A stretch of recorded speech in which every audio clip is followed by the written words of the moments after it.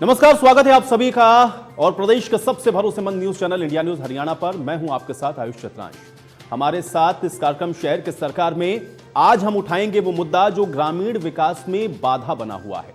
ग्रामीण स्तर पर लोगों को बुनियादी सुविधाओं के लिए आखिर क्यों संघर्ष करना पड़ रहा है, चिकित्सा से लेकर साफ सफाई की व्यवस्था आखिर कितनी मजबूत हुई है और कौन कौन सी सुविधाओं के लिए लोग आज भी तरस रहे हैं। जनप्रतिनिधियों ने ग्रामीण स्तर के सुधार के लिए कितना काम किया है, आज हम चर्चा करेंगे कैथल नगर परिषद की, तो आप बने रहिए हमारे साथ।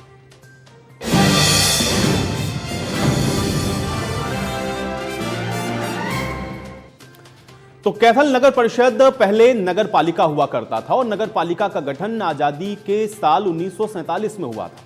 40 साल के बाद ग्रामीण स्तर पर विकास को रफ्तार देने के लिए 1987 में नगर पालिका को नगर परिषद में बदल दिया गया। अब तक इसमें 21 चेयरमैन बने। इस दौरान 3 बार महिलाओं को भी मौका मिला, लेकिन परिस्थितियां जस की तस हैं।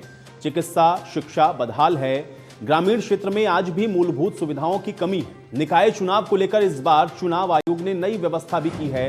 कैथल नगर परिषद के चेयरपर्सन की सीट इस बार महिलाओं के लिए आरक्षित कर दी गई है। इस बार चेयरपर्सन का चुनाव सीधे होगा, यानी मतदाता सदस्यों के साथ साथ सीधे चेयरपर्सन को भी चुनेंगे।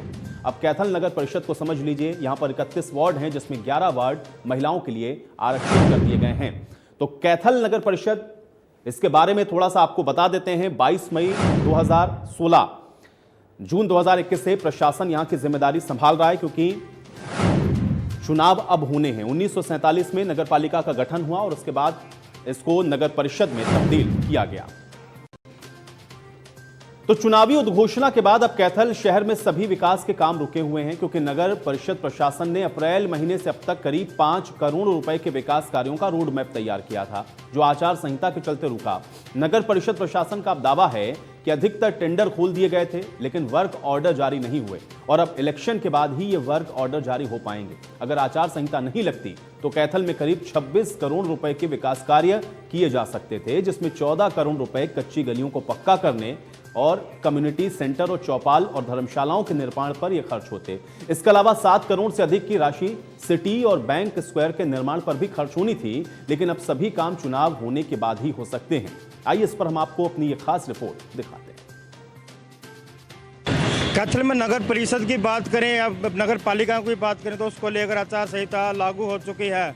बात करें कैथल के अंदर तो जो भी विकास कार्य कैथल के अंदर होने थे अब वो रुक चुके हैं, क्योंकि आचार संहिता लग चुकी है। मैं मौजूद हूँ इस समय नगर परिषद के सामने, जहाँ का ये सीधी तस्वीर आप देख रहे हैं कि यहाँ पर जो भी बड़े बड़े कार्य यहाँ पर होने थे, नगर परिषद ने अप्रैल महीने की अगर हम बात करें तो करीब 5 करोड़ रुपए के विकास कार्य ऑनलाइन किए गए थे और अब ये सभी काम इलेक्शन के बाद ही होंगे। हालांकि अगर नगर परिषद प्रशासन का दावा है कि अगर उन्होंने अधिकतर टेंडर खोले थे लेकिन वर्क ऑर्डर जारी नहीं हुए थे और इलेक्शन में के बाद ही अभी जो ये वर्क ऑर्डर है वही जारी होंगे। अगर आचार संहिता नहीं लगती तो कैथल में करीब 26 करोड़ के विकास कार्य जारी होते और इसको लेकर आम आदमी से भी बातचीत इंडिया न्यूज़ हरियाणा की टीम द्वारा की गई है। उनसे पूछताछ की गई है कि जो नगर पालिका में चेयरपर्सन बने और चेयरमैन बने, उनके द्वारा गलियों में, मोहल्लों में, शहरों में क्या कुछ कार्य करवाए गए, क्या कुछ जो चेयरपर्सन थी, चेयरमैन थे, क्या कुछ उनकी खामियां सामने आई है। उनका आम आदमियों का स्पष्ट कहना यह है कि जो भी विकास कार्य थे वो सिर्फ एक रुक कर रह चुके हैं, क्योंकि कोई भी विकास कार्य की अगर हम बात करें तो आम आदमी का कहना है कि कोई भी विकास कार्य कैथल में नहीं हुआ है। सड़कों की बात करें, गलियों की बात करें, स्ट्रीट लाइटों की बात करें, पार्कों की बात करें, सफाई व्यवस्था की बात करें, आवारा पशुओं की बात करें, तो ऐसे काफ़ी काम जो आम आदमियों ने गिनवाए हैं कि अब तक उन कामों का अभी तक कोई भी नहीं हो पाए हैं, सिरे नहीं चढ़ पाए हैं। सभी काम रास्ते में अधूरे पड़े हुए हैं। क्यों अधूरे पड़े हैं, क्या कारण है, जो आम आदमी है उनसे बातचीत की गई है। अब देखना ही होगा कि जो चुनाव की तारीख तय की गई है उस तारीख को लेकर जो आम जनता है, कैथल की पब्लिक है, वो किसको वोट देगी और जो वादे पहले भी किए गए थे और जो अब नेता वादे करेंगे, उन वादों पर वो नेता कितने खरे उतरते हैं और पब्लिक किस नेता को वोट देकर अपना चेयरपर्सन और चेयरमैन बनाती है। कैथल कैमरामैन संदीप डुल के साथ मनोज मलिक, इंडिया न्यूज़ हरियाणा। तो कैथल नगर परिषद में कुल वोटर्स की संख्या 1 लाख से अधिक है और अब आपको ग्राफिक के जरिए बताते हैं कि वोटर्स का समीकरण यहां पर क्या है। तो पुरुष वोटर 55,730 हैं, महिला वोटर्स 50,567 हैं, थर्ड जेंडर 1 है और इस तरह से 1,62,098 ये पूरी संख्या है। तो कुल कितने वोट हैं ये हम आपको बता रहे हैं, कुल वोटर्स कितने हैं ये भी आप समझ लीजिए। 55,730 पुरुष मतदाता है, महिला मतदाता 50,567 हैं, एक थर्ड जेंडर और इस तरह से ये 1,06,298 ये कुल संख्या वोटर्स की यहां पर है। तो कैथल शहर की जनता आखिर किन किन सुविधाओं से आज भी महरूम है, ऐसे कौन से मुद्दे हैं जिनके आधार पर इस बार जनता वोट करने वाली है, आपको सुनवाते हैं। हर बार नया चेयरमैन बनता है, नए वादों के साथ बनता है, नई बातें करता है। पिछले कार्यकाल की बात करें या उससे पिछले कार्यकाल की बात करें तो जो मेन समस्याएं हैं वो सेम की सेम रह जाती हैं। सफाई का मेन है, स्ट्रीट लाइट का मेन है, जो सबसे बड़ा मुद्दा रहता है वो भ्रष्टाचार का मुद्दा है। कमेटी में आपको छोटा सा काम भी चले जाओ, एक असेसमेंट लेनी हो, वो भी आपको आसानी से नहीं मिलती, ऊपर से नीचे चक्कर कटा दिए जाते हैं। चाहे आपको नक्शा पास कराना है, कमेटी में किसी तरह का भी आपको कार्य है, जन्म प्रमाण पत्र है, कुछ भी है, तो वहाँ बिना आपके चक्कर काटे, बिना रिश्वत के लेन देन के काम नहीं होता। और पिछला कार्यकाल तो बहुत, आज भी कार्यकाल इतना खतरनाक है जो अभी चला हुआ है, वो पूछने वाला ही नहीं है। असेसमेंट किसी की है, चढ़ा दी किसी के नाम है, एक दो आदमियों की प्रॉपर्टी एक के नाम कर दी गई है, उसके लिए मेला लगाया जाता, पखवाड़ा मेला, उसमें कोई पूछता नहीं। बड़े बड़े बोर्ड, बैनर, पोस्टर लगाए जाते हैं, अखबारों में निकाला जाता है कि अपनी प्रॉपर्टी को दुरुस्त कराएं, लेकिन वहाँ कोई सुनने वाला नहीं, कोई समझने वाला नहीं। मैं तो ऐसा मानता हूँ कि जो भी नगर परिषद में चेयरमैन बने, सबसे बड़ी समस्या हमारी ये है कि शहर की आवारा पशुओं की, ये सबसे बड़ी समस्या हमारी सबसे बड़ी समस्या बनी हुई है। इसकी वजह से बच्चों को बड़ा नुकसान हो रहा है और एक्सीडेंट हो रहे हैं। तो जो भी बने, हम उनसे ये रिक्वेस्ट करेंगे कि इसको समस्या को सबसे पहले दूर किया जाए। सफाई व्यवस्था, आप भी मानते हो कि सफाई सबसे बड़ा हमारे देश का सबसे बड़ी, हमारा सबसे पहले धर्म सफाई है। हम जब भी कोई काम करते हैं इससे पहले हम अपने खुद ही आसन लगा के बैठते हैं, तो सफाई होनी चाहिए। तो सफाई का विशेष ध्यान दूर रखें। हम ये रिक्वेस्ट करेंगे कि जो भी नगर परिषद का चेयरमैन बने, सफाई पे विशेष ध्यान रखा जाए। उनसे हम ये रिक्वेस्ट करेंगे भी पूरा ध्यान रखा जाए। क्योंकि समस्या, हमारे सामाजिक समस्या यही है कि लाइट हो, सफाई हो, आवारा पशुओं से छुटकारा हो, बस ये सबसे बड़ी समस्या हमारे शहर की। और आइए अब जानते हैं 1947 से अब तक किन किन लोगों ने कैथल नगर पालिका और नगर परिषद की कमान को संभाला है। तो 1947 से 1954 तक अमरनाथ तिवारी, इन्होंने चेयरमैन का पद संभाला। 1954 से 1955 तक मुरारीलाल मलिक ने चेयरमैन का पद संभाला। तो 1956 से 1957 तक लक्ष्मण दास ने चेयरमैन के पद को संभाला कैथल नगर परिषद में। 1957 से 1958 तक मोतीराम ने यह जिम्मेदारी संभाली। 1961 से 1962 तक दीनानाथ गुप्ता रहे। 62 से 68 तक ओम प्रकाश शोरेवाला रहे और 1968 से 1969 तक बिहारी लाल चेयरमैन के पद पर रहे। 1971 से 1973 तक चरणदास शोरेवाला रहे। फिर 1987 से 1991 तक मेहर सिंह सैनी के हाथ में कैथल नगर परिषद की कमान रही। 1991 से 1994 तक गुलशन मलिक चेयरमैन रहे। 1995 से 96 तक अर्जुन गुलाटी ने फिर जिम्मेदारी को संभाला। 1996 से 2000 तक अमर सिंह शोरेवाला। 2000 से 2005 तक कमल चौधरी चेयरमैन रहे और 2005 से 2008 तक सुनीता बंसल ने यह जिम्मेदारी संभाली।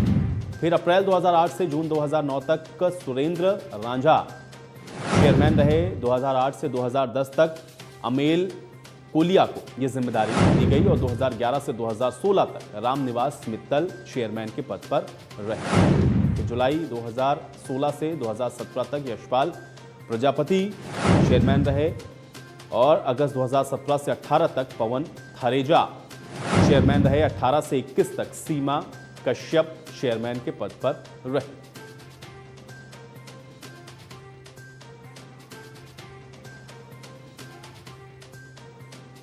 और आइए अब आपको यह भी बताते हैं कि निकाय चुनाव का शेड्यूल क्या है, यानी कि कैसे ये निकाय चुनाव होने हैं और इसकी तारीखें क्या हैं। एक बार इसको भी पहले आप समझिए।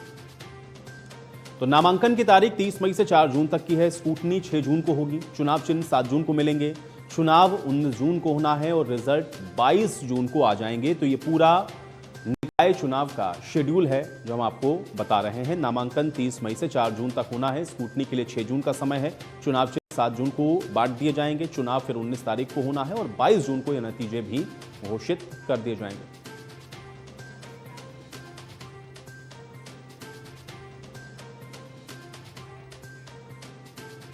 और आइए अब इस निकाय चुनाव में आरक्षण किस तरह से लागू किया गया है, या आरक्षण की व्यवस्था क्या है सीटों को लेकर के, थोड़ा ये भी समझिए। 9 पालिकाओं में एससी अध्यक्ष होंगे। पलवल है, सिरसा, फतेहाबाद, सोहना, चीका, महम ये महिलाओं के लिए आरक्षित हैं। महम को महिलाओं के लिए आरक्षित किया गया है। सोना, चीका ये एससी के लिए आरक्षित रहेंगे। तो पलवल, सिरसा, फतेहाबाद, राजौंद, असंध, ऐलनाबाद, सोहना, चीका और महम ये 9 पालिकाएं हैं जहां पर एससी के अध्यक्ष रहेंगे। सोहना, चीका और महम ये महिलाओं के लिए आरक्षित की गई हैं।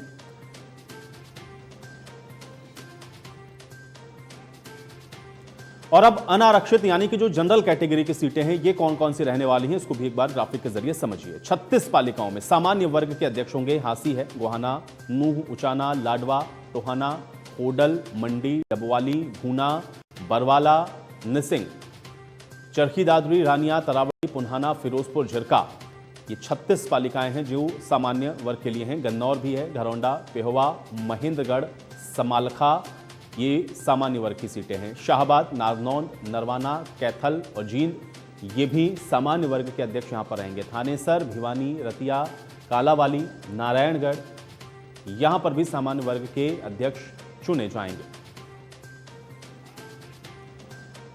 और महिलाओं के लिए किन सीटों को आरक्षित किया गया है आइए आपको ग्राफिक के जरिए यह भी बताते हैं। तो सामान्य वर्ग की महिलाओं के लिए सीटें हैं नारनौल, नरवाना, कैथल, जींद, थानेसर और भिवानी। फिर सामान्य वर्ग की महिलाओं के लिए रतिया, कालावाली, नारायणगढ़, सफीदो, बहादुरगढ़ और नांगल चौधरी जो कि सामान्य वर्ग की महिलाओं के लिए आरक्षित किए गए हैं। तो सामान्य वर्ग की महिलाओं के लिए ये सीटें हैं जिनको आरक्षित किया गया।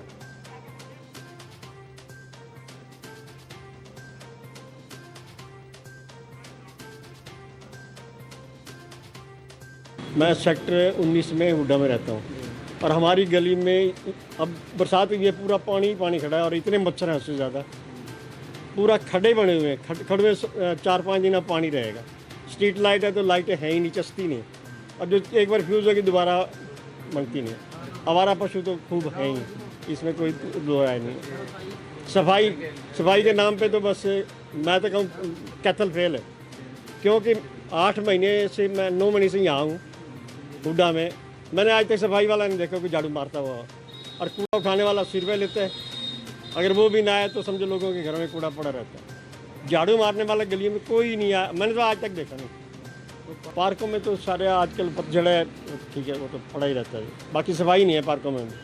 चेयरमैन तो वैसे निष्पक्ष बढ़िया होना चाहिए। अगर वो ये सोचेगा कि मैं चेयरमैन बन के सिर्फ चौधरी पना करना है तो फिर कोई फायदा ही नहीं किसी के बनने का। अगर उसके दिल में स्वार्थ ना हो, निस्वार्थ सेवा करे तो कोई भी आ जाए। जहाँ तक समस्याएं की बात है, आज की तारीख में बहुत समस्याएं हैं, एक नहीं है अनेक समस्याएं हैं।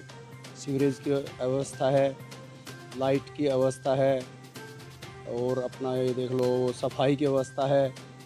नगर परिषद के अंदर जितने भी कार्य हैं, आज की तारीख में जनता को परेशानियों का सामना करना पड़ रहा है, चाहे वो हाउस टैक्स के बारे में है, चाहे वो प्रमाण पत्र लेने के बारे में है।